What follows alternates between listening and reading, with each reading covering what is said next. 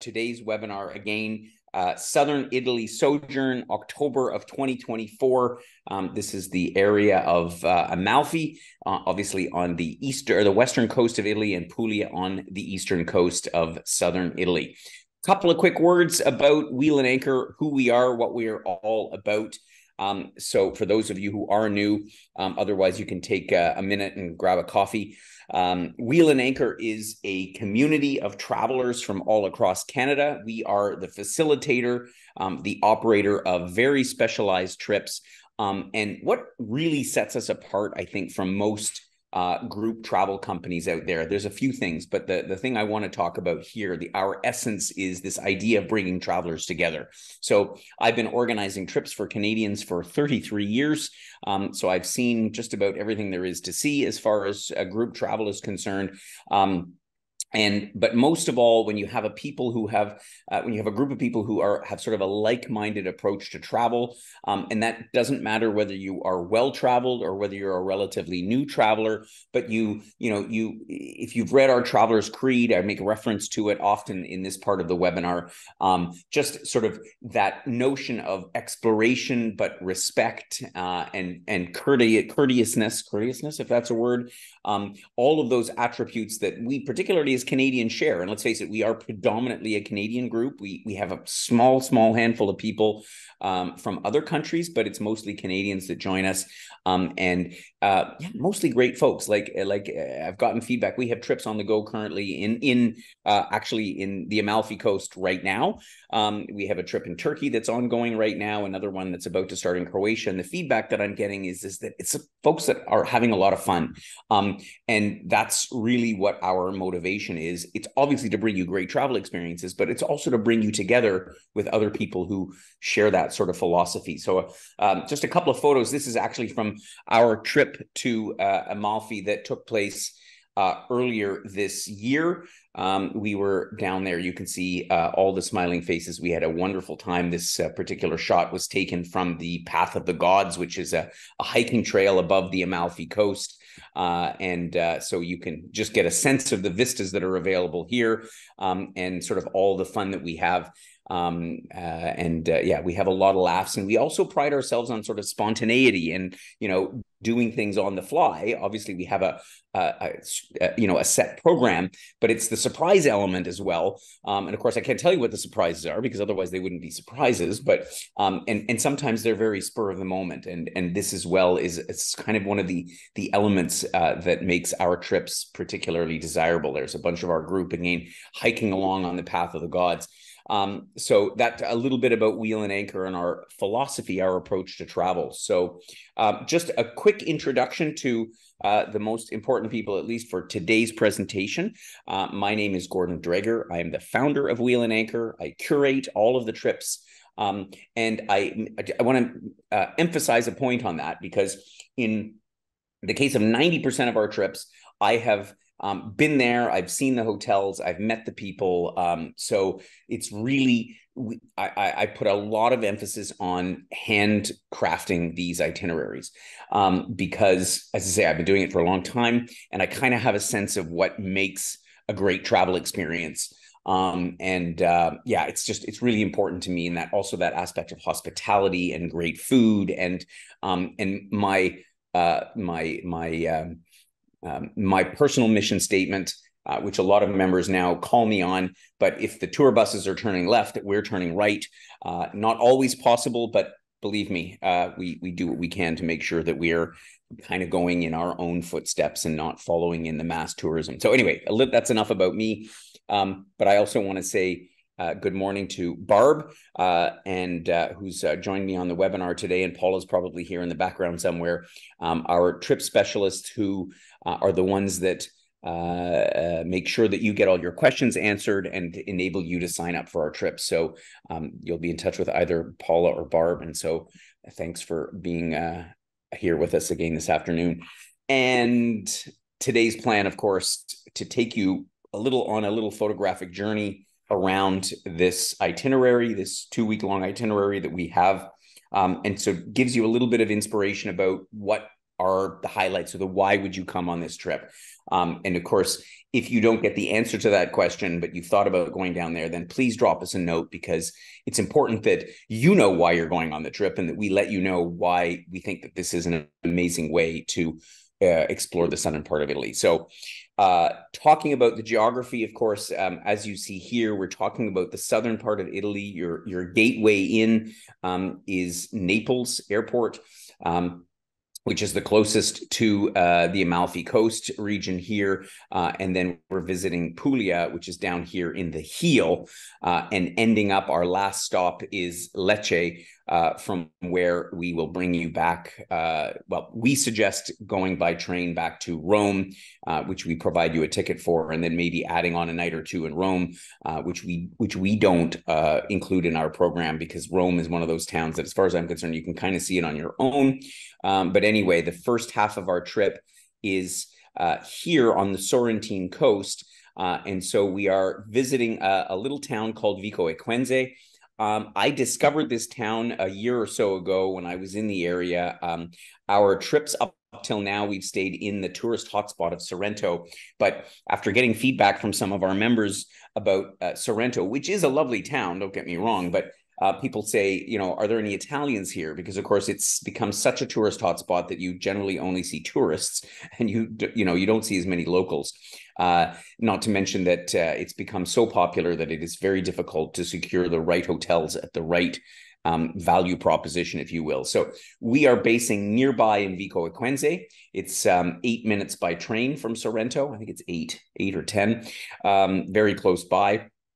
And we have a wonderful 5-star hotel that I'll tell you about in a minute, that overlooks the Gulf of Naples. You see Vesuvius, you see the city of Naples. It's amazing, and it's a great way to access the Amalfi Coast, as well as Pompeii and Vesuvius, as well as Capri. So all of the things that we're going to see on our base for the first half of our trip here in Campania, again in the Amalfi region. We're then going to travel overland, passing through Matera, which I'll tell you a little bit of. If you hadn't heard about it, honestly, this was one of these hidden gems that I even actually didn't know much about until I visited it earlier this spring, and I was absolutely blown away. Well worth a stop. So we'll stop in there before making our way to Locorotondo, which is in the heart of the Itria Valley in Puglia, and will be our base for at least the first 5 nights that we're going to stay here and explore this region with the famous Trulli houses.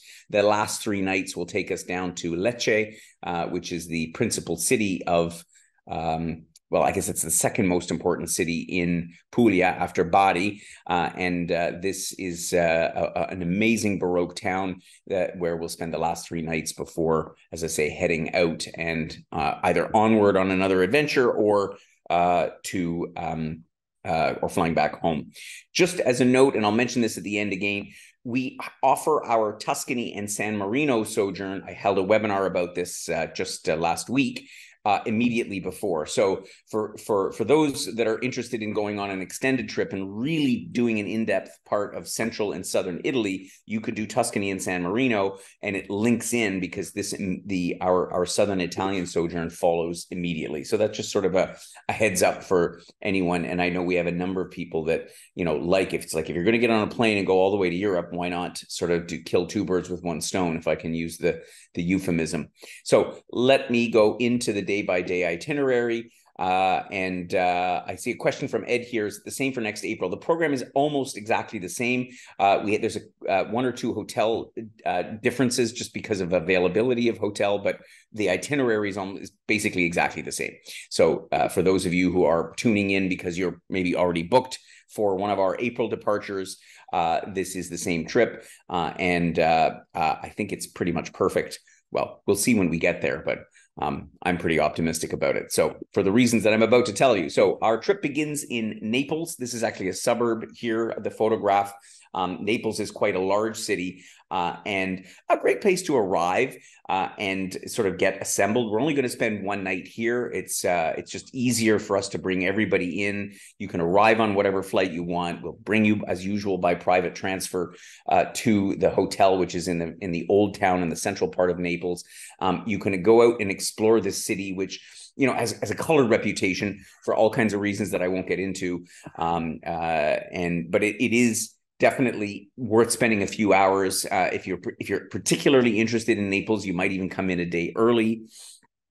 Or if you're joining us on our Tuscany and San Marino sojourn, you can take the train down from there right into Naples, and we'll bring you into the hotel. We'll assemble and gather. Because most will be coming in from Canada, you might be a bit tired, so we don't generally plan much on the first day. Relax, get some fresh air, wander around the city center, and then we'll carry on from there. So we are transferring then all together as a group to Vico Equense, and this is a view not exactly from the hotel, but pretty much the same view as we have from our hotel. This is another part of Vico Equense that you see here. So it's situated sort of on a cliff, right on the Sorrento coast. You look over to, this is Mount Vesuvius in the background, and you can't see it so well on the picture, but Naples is back here. So we have an amazing view over the Gulf, a great hotel, and as I say, a great base for which to explore this region for the next 6 nights. Our first expedition, if you will be to the Amalfi Coast itself. So you'll be, sort of hot to trot and ready to go in visiting Amalfi. And we do this by private boat. And for good reason. And in fact, I got a note today because the group that we have today in Sorrento just did part of it by road. And, of course, one accident and, you're delayed by 3 hours. They were able to make a detour, luckily. I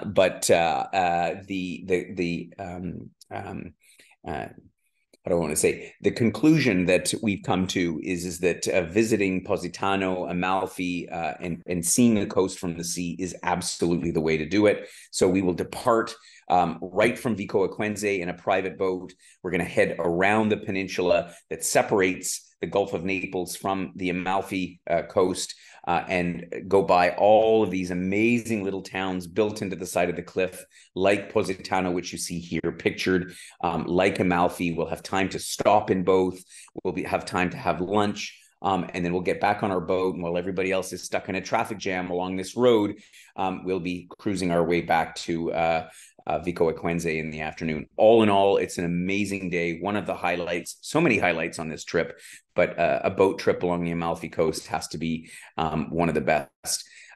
We are also going to make a day trip to Sorrento. And on this slide, I just want to introduce you to Ornella. She is our local guide, who we met last year when we first operated this trip. She is just a delight, truly amazing.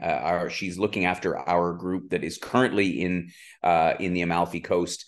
And everybody says, yeah, what a great woman. She's a wealth of knowledge, but most of all, she's a really Italian. She has that spirit. She has that ability to really read the group and have a lot of fun and sense of humor. She's a terrific person. So she's going to be the one that's going to be guiding us around for the days that we are on excursions, not on the Amalfi Coast because we have a separate guide for our boats, but for the rest of our trip. Ornella will be our person, and she is going to take us a day to Sorrento. In particular, we're going to visit this family farm. Once again, a discovery that we made on our last trip. We just love this place, and we're going to learn a little bit about how cheese is made. And for those of you who aren't familiar with, and I learned something new on every one of these trips, even though I've been to these areas time and time again, but you learn how buffalo mozzarella is made and the fact that actually the Italians will generally only buy it if it's fresh, and fresh for them means it was made that day, preferably within the last 3 or 4 hours. So they're going to show you how to make fresh buffalo mozzarella, and sort of the art of all of the cheese making. And of course, it's the old mozzarella, old meaning the next day. Let's not talk about what's on the shelves in the supermarkets at home, but that's what they use to make the mozzarella that goes on pizzas. And we'll actually get to make pizza in the Neapolitan style. Fantastic day, a great outing in the outskirts of Sorrento. And then we'll have the afternoon to enjoy the city itself. Because, as I say, it's a short train ride away. We're going to be coming back by private van anyway. but you'll have time to wander around. For those that still have an appetite and want to hang around in Sorrento, you can do that and either take the train back if the connection works, or take a taxi back to Vico Equense and enjoy Sorrento. This will be a great day for that. We have another free day while we're there. So for those that are really in love with Sorrento and want to go back again, you certainly have the option to do that. We're also going to visit Capri. So you can't go to southern Italy, this part of Italy, without visiting Capri. And this, of course, is the island of the gods, if you will, or certainly it's the island of the jet set these days. It's a magnificent island off the coast of off the Sorrentine coast that has quite a high mountain on it, which is where the village of Anacapri is. And of course, this is one of the nuances of Italy. It's all one island. There aren't that many inhabitants on it, but the Capriers and the Anacapriers, if that's the right way of describing the locals, are, they have this sort of local rivalry between them, even though they're literally a couple of kilometers apart. And so there's a whole story around that we will learn from Ornella, who will tell us all about it. We'll visit Anacapri high up on the mountain. We'll have time for those that want to go up to the very top. There's a chairlift that takes you up there. We'll have a good couple of hours in Capri itself, which is full of a lot of glitzy high-end shopping, but also some magnificent hotels and restaurants. And it has this, this very sort of opulent sort of atmosphere to it. It's a great spot. And of course, the views looking out over the Gulf of Naples are absolutely amazing. So it'll be a great day that we'll spend there. And again, we're going to be visiting there by private boat to go there, as opposed to taking the regular ferry. Our experience has been that can be a little bit of a zoo. So we want to make this experience a bit more exclusive. That's why we're doing it in that way.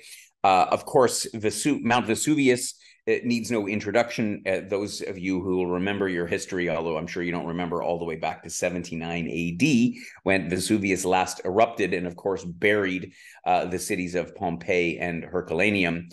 We will visit Pompeii. This is, for a lot of people, one of the highlights of the trip, because Pompeii, of course, was completely covered in ash, which meant that a lot of the city was sort of preserved. And so we can walk through all of the streets that are, in the meantime, almost 2,000 years old. And Ornella does an amazing job of explaining exactly walking into these houses and who they were and what their life looked like. It's a remarkable experience. We'll then proceed up to the side of Mount Vesuvius up in here, and we will undertake a hike or a walk up to the rim of the crater.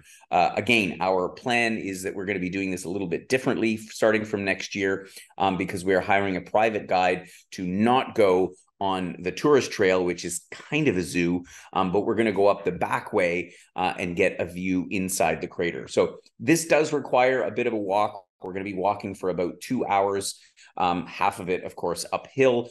It's quite doable for most people, as long as you're reasonably mobile, as long as you sort of can fulfill our general sort of mobility requirements that are outlined in our documents. But which doesn't mean that if you're somebody that's not comfortable, that you can't join us on the trip. But we have there's no way to see the actual crater of Vesuvius without walking for at least 20 to 30 minutes, well, more like 45 minutes to an hour, even on the regular tourist route. So anyone that prefers not to do that, we have a lovely lunch spot where we can those can stay behind and have an extra glass of wine or two. So you'll be well looked after and you can admire Vesuvius from below. But to stand at the edge of the crater and look into it, and you can still see the fumaroles coming up. She's still active, but not that active in the sense that there haven't been any major eruptions for a long time. So we certainly hope it stays that way for the rest of our trip. So a great day visiting Vesuvius and Pompeii. And again, I make a note of Another reason why we chose to stay in Vico Equense going forward is because the traffic between Vico Equense and Sorrento, even though it's only 8 minutes by train, it can take you 45 minutes by car because going into Sorrento, there's one road and it is usually jam-packed. So we cut an hour off of our travel time going to like Vesuvius and Pompeii, as well as going up to the Amalfi Coast by staying in Vico Equense. So we'll have a free day in the town itself. Lots of options, lots of things that you can do. As it notes here, there's Michelin-starred restaurants in town, some incredible dining. It's not as big of a town, but it is more authentic Italian as Sorrento. If you're really keen on doing a lot of souvenir shopping, there are a number of shops there in Vico Equense, but as I say, it's a short hop to Sorrento from there. If you want to spend the day instead, there's some wonderful walks that you can do as well. And you can even swim. The Mediterranean, believe it or not, in October is generally still swimmable. So if the weather's nice, they have some beaches below the town that you can take a dip in the Mediterranean. And as I say, all in all, it's just nice to have a day to sort of do whatever. And between our host and our local guide, Ornella, they can give you lots of tips on things to do. You can also take a cable car ride up the nearby mountain, and it gives you an even more incredible view over the area. That's what I did on my last trip there, and I had a marvelous time. So after the first 6 nights, after the first week, we leave from Amalfi and head towards the eastern side of the heel of Italy, towards Puglia. And on the way, and I pull up the map here just because I thought it's useful to take a look again at where we are. So Naples is here, and Sorrento and the Amalfi Coast is immediately to the south of it here. So we're going to depart from Vico Equense and make our way by road over here to Matera. It's a fairly decent drive. It's about 2.5 to 3 hours. But having done it myself earlier this spring, it's actually spectacular. There is some incredible countryside and huge rolling hills that you see on the way. So the first part, the first 45 minutes or so is kind of boring, but when you get into this part, into the region of Basilicata, which is this region here, in the sort of the arch of the foot of the boot of Italy, very picturesque. And Matera itself will spend a couple of hours before continuing on to Locorotondo, which is basically over here. And then we will spend, as I say, the second half of our trip exploring the Itria Valley in here. We'll head up to Monopoli and Polignano e Mare, as well as down to Lecce. So that just gives you a little bit of context. This is Matera. Matera is a city of caves that dates back to around 1000 AD. So it's a pretty remarkable place, and I can tell you the pictures don't do it justice. When you arrive into this town and you look into this massive valley and hill onto which the city is built, and it's entirely covered. And I think actually, I don't have a video. I'm trying to play with videos here to give you a better sense than just in a still photograph. We will spend a good couple of hours. It is quite a bit of walking up and down, but again, for those who are not comfortable with doing a lot of walking, we have a little tourist train that is available that we can make sure that you get a ride on. But to walk down these narrow alleys and up and down through Matera, it is really, really amazing.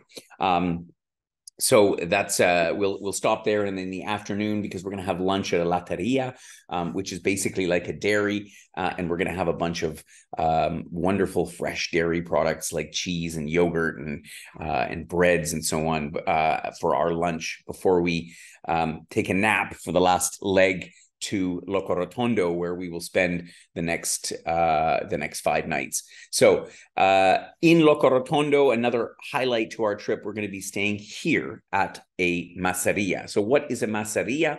A masseria is basically a farm. It's like an agriturismo for those of you who've been to other parts of Italy.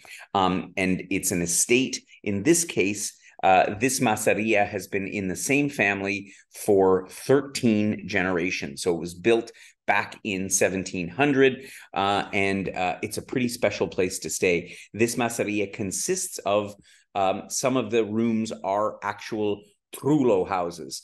And so I'll explain this in a minute, what the Trullo houses are.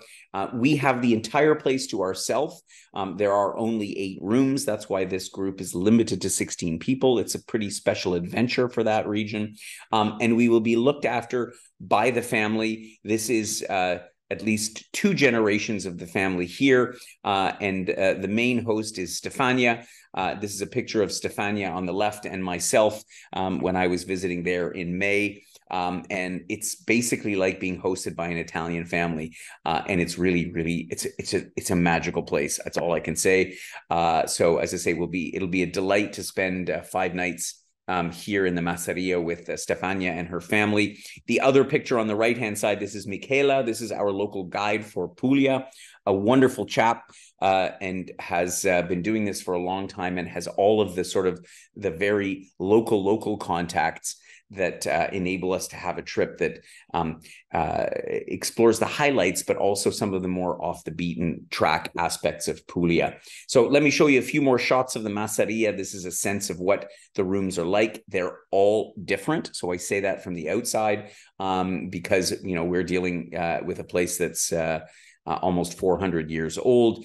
It's set out in the countryside, but it's literally only about 2 kilometers or so away from the town of Locorotondo. We have activities all days except for one.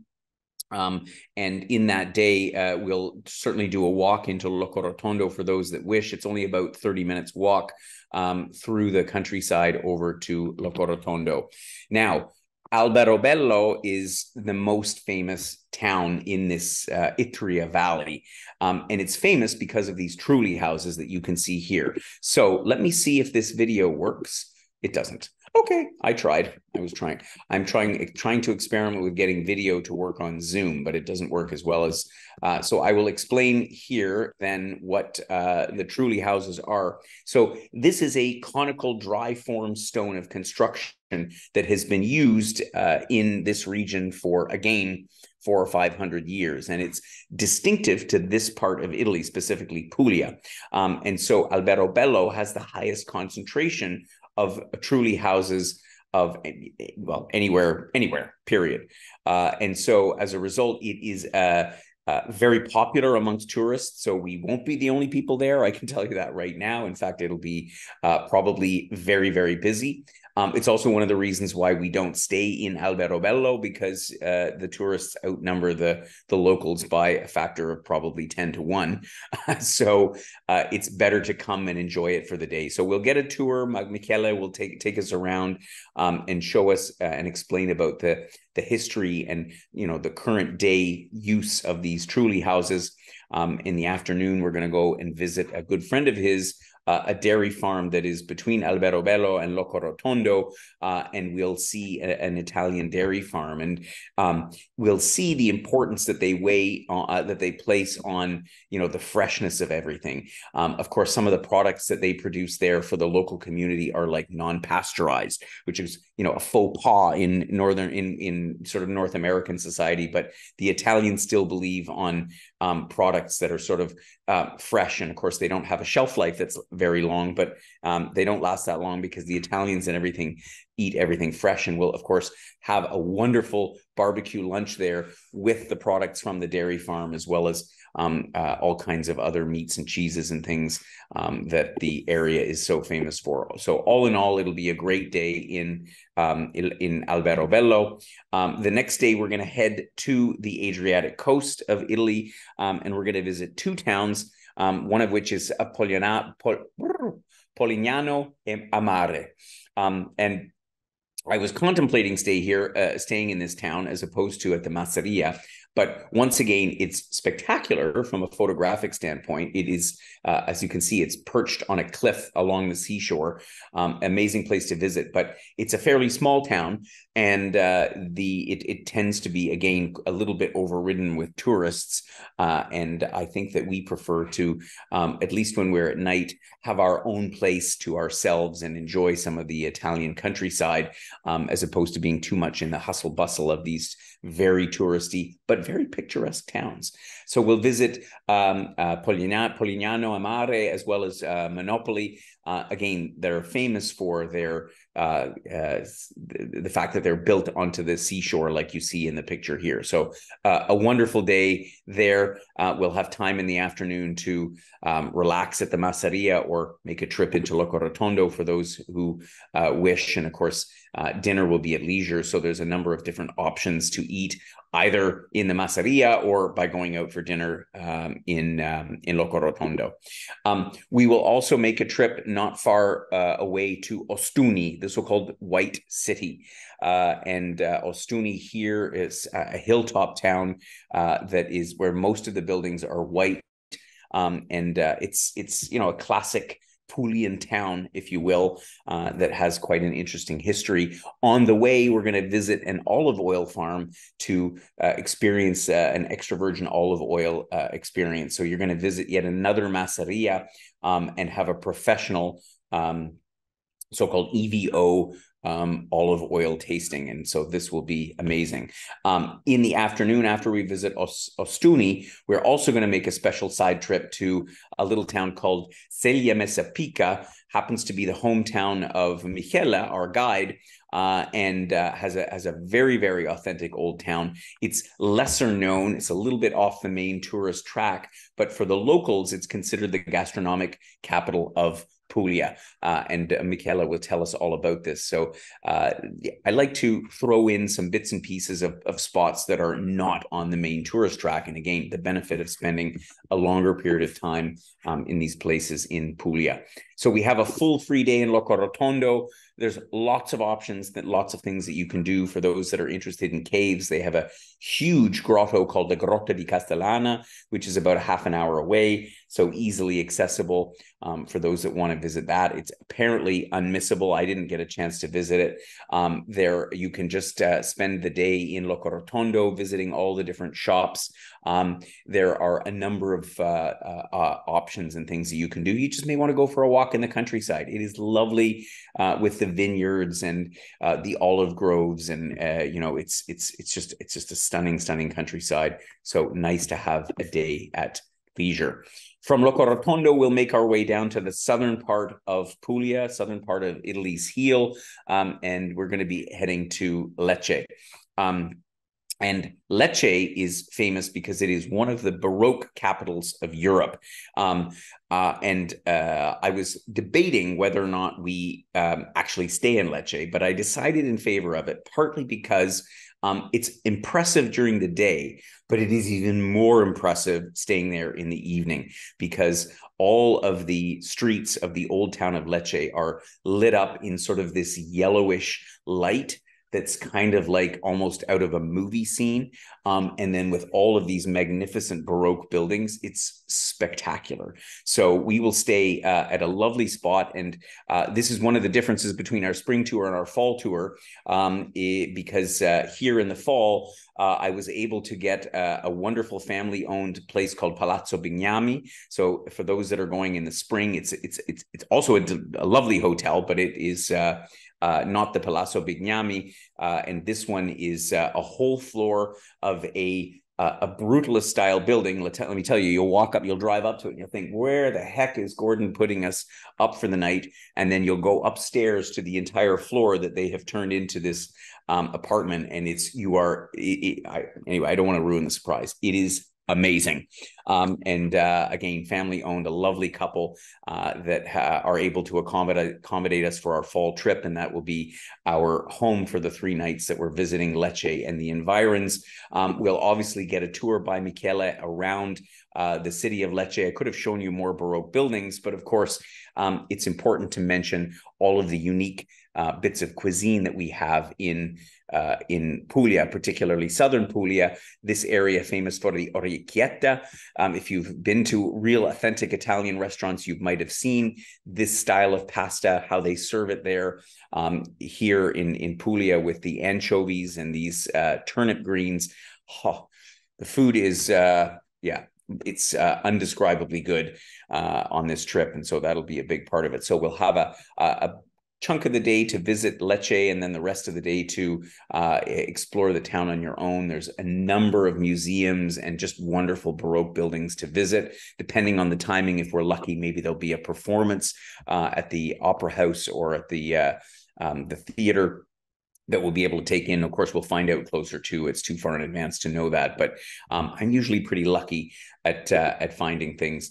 We're going to make one more day trip. This will be our last full day of the trip to Otranto.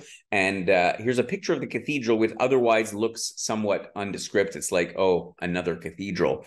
But what's particularly incredible about the Otranto Cathedral is this mosaic tile floor. The entire floor of the church is this mosaic. It is stunning. Even if you're not somebody that's interested in mosaics, it's pretty incredible. But Otranto itself is a city, once again, on the coast that has a beautiful beach and a view over the Adriatic Sea.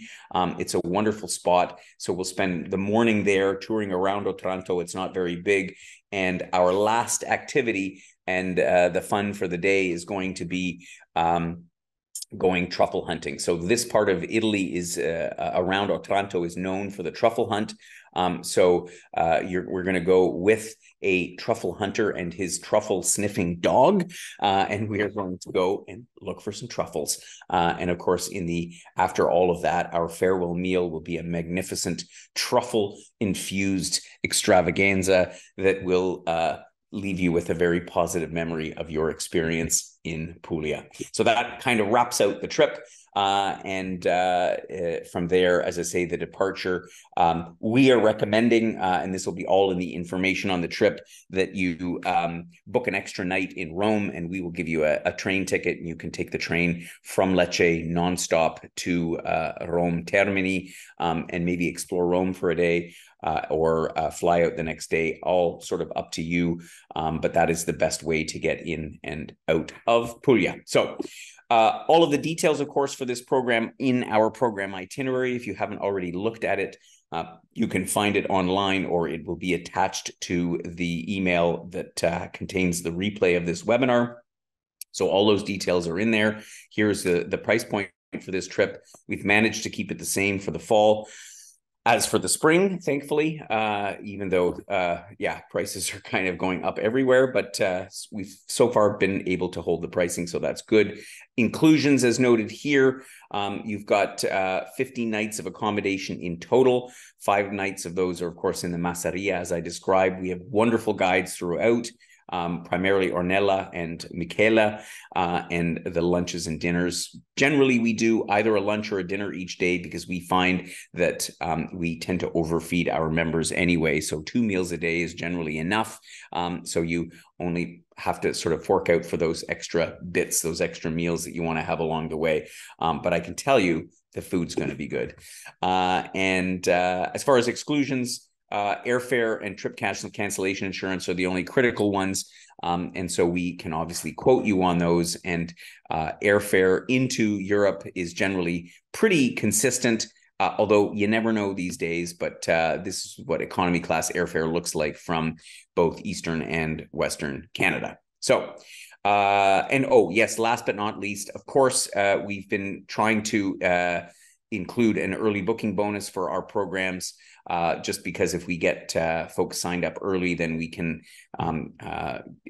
send some deposits to our partners overseas, and they'll give us a bit of a break. So we pass that on to you. So if you sign up for this trip before the end of November, you can save a couple of $100.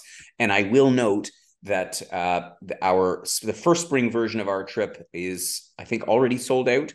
Barb, or is there a spot left on that? Yes, the first one, 13th of April, is sold out. We do have some space on the 20th of April. It's limited.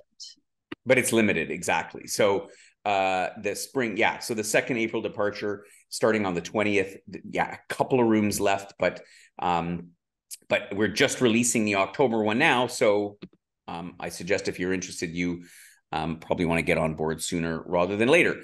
Now time to address any questions that you might have, but of course we welcome questions anytime. It's got really dark in here. And so you can email Paula or Barb with your questions, and they will be happy to answer them. The contact information is there. In the meantime, Barb, do we have any questions that we can address? Yes, we do. Part of it you already answered. So we went over the April dates, and Yep. the program is similar. We also have a question about on the free day in Locorotondo, will there be a taxi car provided to take you into the Masseria? Yeah. So for those that don't want to walk, I prefer to walk, but it is about a 35 minute walk, and the last bit, of course, is uphill because Locorotondo is a hilltop town. If you don't want to walk, we'll get a car for you, not a problem. So, yeah, we want you to be comfortable. Okay. There's another question about just washrooms when you're out in public. Is it easy to access washrooms? Do people need to bring change for public In washrooms? Italy, that's actually a great question. So in Italy, public washrooms generally they charge 50 cents, 50 euro cents for washrooms. Not always. You can also avoid that by going into a coffee shop. And of course, in Italy, there's tons of coffee shops, and you can go in and in Italy, you can have an espresso for often around 150 or maybe two at an expensive place. Like it's not like North America. The Italians have a civilized coffee culture, and it's very cheap. So you can either pay your 50 cents, or if there is not a public washroom around, you can often just ask the proprietor of the cafe, "Hey, can I use the washroom?" They're kind of used to it, and so it's not a problem. But yeah, it's good to have an extra 50 cents, and the host will give you the 50 cents if you don't have it on you. So again, we're not we're going to make sure that you're able to make those nature breaks as needed. Perfect. Okay. There is a question. Are Puglia and sorry, I'm going to butcher this. Alberobello. Alberello, still busy in October? Yes. I mean, they're not as busy as September, but they're still busy. People ask me all the time. It used to be, everybody thinks, oh, April and October is off season. Not the case anymore. It is high season until really into November. And then after November, it literally shuts down some of these places. A lot of the hotels are closed for a few months, but then they open up again in sort of the middle of March. But when they're open during the season, it's not packed, but it's busy. It used to be, my philosophy is always we try to go in the shoulder season when there's less tourists. Those that almost don't exist anymore, particularly in these parts of Italy that are so popular.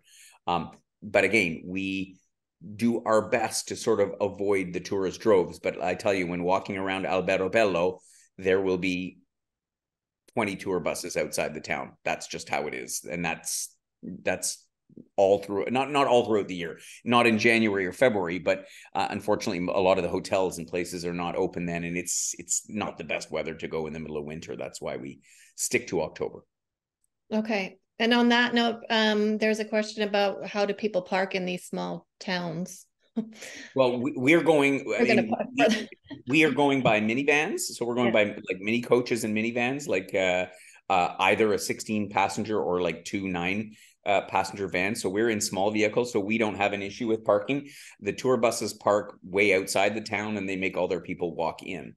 But that's not us. So you still in a lot of these like towns like Alberobello, they've now barred traffic from the interior to the towns because they can't handle it anymore. So same thing with Matera. You can't even get anywhere near the old town, except for a very few locals. So there's hardly any traffic in the old town, which is lovely because it's just pedestrian traffic. There's no vehicular traffic. Okay, great. We do have a question about weather. What's the temperature in, I guess maybe cover April and October before. Yeah, well, April and October are sort of very similar. So Right. the weather is, listen, it's hard for me to say anything about weather anymore because just as an example, last week I was still in Estonia in the Baltics, which is basically the equivalent of like Hudson's Bay in Canada, and it was warmer than in Sorrento in the Amalfi Coast, 2,000 kilometers to the south. So therefore, all bets are off. in terms of what weather. You could get anything because it's unpredictable. But typically, April and October, the days are in the high teens or even low 20s. They could be warmer. So you could get, I'm in Prague in Czech Republic today. Normally it's 20 degrees and today it was 29. So again, you never know what you're going to get in terms of weather. That's why we really emphasize try to layer and bring things so you can sort of dress like an onion. But normally you should count on daily highs in the high teens to maybe 20, and it does cool off in the evenings. But when I say cool off, typically sort of 12 to 15 degrees would be what's normal. But don't be surprised if it's warmer. Colder, possible, but unlikely. Okay, good. Did you want to go over the fitness sort of yeah, so this program, as is a general rule, conforms to our average, our moderate sort of level of strenuousness. So we do quite a bit of walking. A lot of these towns, as I mentioned, you can't even drive in with a vehicle, so you have to walk in. They are on hills, whether it's Matera, like you see in the picture here. This is a great picture of Matera, by the way, from a different angle. The only sort of more strenuous parts of this trip would be that hike up Mount Vesuvius. And when I say hike, we're walking for about an hour, sort of gradually uphill. It's not super steep, but it's, I would say people in an average condition of health can be able to do it. So we always stipulate that you should be able to walk fairly comfortably about 10,000 steps a day, which is kind of the standard that health people promote as being what you should walk in a day. And in terms of pace, if you can walk a mile in about 25 minutes, that's kind of the thing. So for members who are challenged with mobility, it just limits your ability to participate in certain aspects of the trip. It's not to say that you're not welcome on the trip, but we're really catering to the majority of our members who can comfortably walk the distances that we set out. Okay, perfect. Is there a Tuscany trip that's going to connect with this one? The Tuscany trip, as I mentioned at the outset, happens immediately before, so October 1st to the 15th of 2024. And the webinar for that was just last week, and so you can find a replay on our YouTube channel, or it's attached, of course, on the webpage as well. So that's the Tuscany trip that happens, right before this one. Okay, good. Is there any issues with the huge, somebody's asking if there's a huge issue with the influx of immigrants in this region of Italy? Honestly, you don't really notice it. And I was to say most recently there in the spring. You'll notice it in Naples because they tend to attract into the thing, but it's not like it's not going to impact your experience at all. Certainly not in Sorrento, in the Amalfi and the Sorrentine coast area. You won't see any migrants there, or a small handful you won't even notice. And the same thing applies to Puglia. You tend to notice it a little bit more in places like Naples and Rome, in the bigger cities in Italy, or of course Lampedusa, the island where the boats come across from Africa, but we're not going there, so that's not really a factor. So I'm always aware of the situation because there's a lot of media reports about the migrants, and so the way that the newspapers tell the story, it might lead you to believe that there's like thousands of migrants camped out around all these towns. That's simply not the case. You just generally don't notice it. Okay. Candy's asking, she's wondering about the wines in Puglia. What would you like to know? They are spectacular. So we will be tasting Puglian wines in all parts of the trip. We will be, visiting. I think we'll be visiting at least one vineyard somewhere throughout the trip. I wouldn't say it's a wine tour, but I can certainly tell you that between Michela as well as in the restaurants that are visiting, you'll get to sample some amazing wines in Puglia. So, but this isn't like a wine tour where you're going from one vineyard to the next. We generally don't operate that kind of trip, just because for people other than people who are really like into wine and that's all they want to do all day. Otherwise, we find that they're a bit boring. So that's all. But you will have a great exposure to wines, not only from Puglia, but also from Campania, which is lesser known in Canada in terms of the wine culture, but they have a fantastic assortment of wines. Okay. And in regards to flying, somebody's asking, do you fly into Rome or into Naples? We suggest flying into Naples. I mean, you could fly into Rome and then take the train down to Naples. That's absolutely an option, because there are nonstop flights from Toronto to Rome, so that is a possibility. But you know, unless you're coming from Toronto, which is, I believe, at the moment the only place you can fly nonstop to Rome from Canada, then you're going to have to make a layover somewhere, typically Frankfurt, Munich, sometimes London, although it's usually Frankfurt, Munich, Amsterdam. And then at that point, you might as well just fly to Naples. It's just easier. But flying into Rome is an option. You just have to catch the train from the Rome airport, Fiumicino, to the main train station, and then change for a nonstop train to Naples. So it's certainly possible. Okay, perfect. That's all the questions that have come in, but if people have other questions or are interested in this trip, we do have our additional information document, like all of our trips. So you can email or call us and we can send that over to you. We are only taking 16, so it might sell out pretty quickly. Yeah. Well, and listen, if it does, we will see about putting on a second departure. But anyway, let's see what happens. But again, this trip was pretty popular, and it ought to be, because as I say, I literally curated myself earlier this year, and I'm extremely excited about it. And the feedback we have from the group that's in Sorrento right now is like over the top. They're having an amazing time. So yeah. It's all good. Perfect. Great. All right. Oh, yeah, we do have the webinars. I put one in, Yes. I think it got lost. The Mekong is going to be on the 5th, and then right after is going to be the Vietnam one on the same day. Yes, so next week we have the Vietnam on, what day is it? Thursday? So it's at 11 for the Mekong, and Vietnam's at 12. Yeah, exactly. So we have them back to back, Mekong and Vietnam. Do join us for that. That's our 2024 trip, because I think our 2023 trip has a cabin or two left on it.